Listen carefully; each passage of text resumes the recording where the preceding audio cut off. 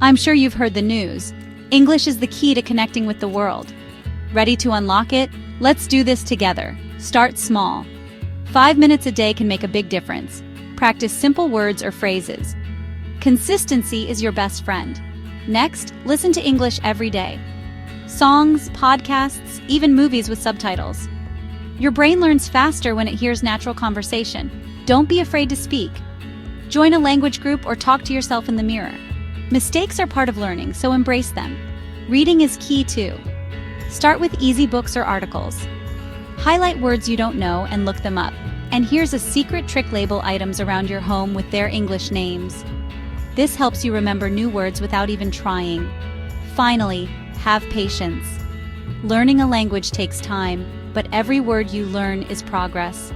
Celebrate the small wins. You've got this. Today is the best day to start. So, what's your first English word going to be? Remember, learning English isn't just about words. It's about opening doors and connecting with the world. Let's get started.